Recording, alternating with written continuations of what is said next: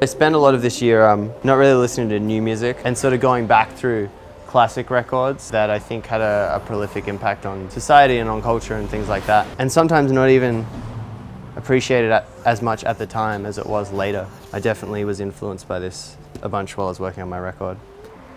This was actually an amazing record as well. I remember there was so many cool dance edits of Killer's tracks. I think there was a Thin White Duke one that everyone used to play. It was of Mr. Brightside.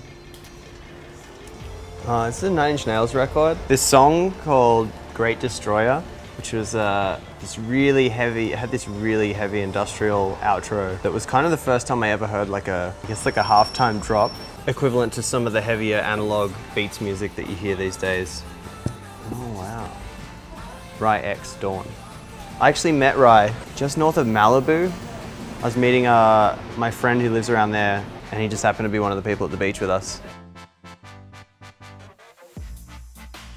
Did listen to this album a lot. This Thundercat record, what's it called? Apocalypse. Watch his whole show at Coachella, and my friend, he had some crazy guests come out the first week, like Pharrell and everyone.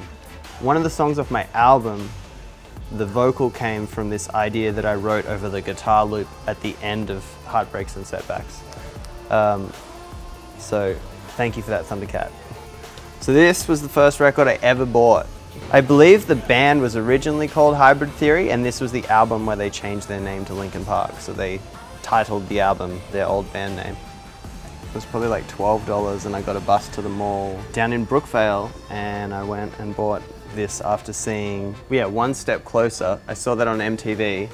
Me and my brother dressed up in like these ratty overcoats and was sort of like headbanging in our bedrooms, miming the lyrics to One Step Closer.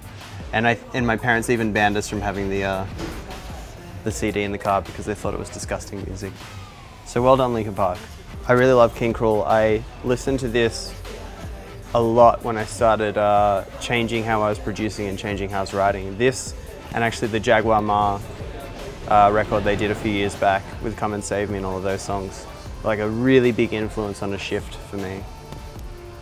And this was kind of a turning point for me, and I started making music very differently after I listened to this. I started really focusing on softening a lot of the textures and tones, thinking more about songwriting than just like a big drop and things like that.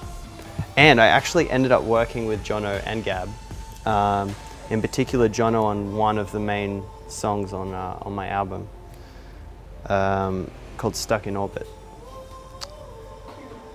Spent pretty much all of 2017 kind of locking myself in this basement in Los Angeles, finishing off all these songs that I'd been working on for a long time. I did a bunch of trips, writing trips to Nicaragua, South Australia, and that's probably why I haven't listened to a whole lot of music this year, and I'm sort of walking through realizing how much great music came out by so many artists that I really respect and admire.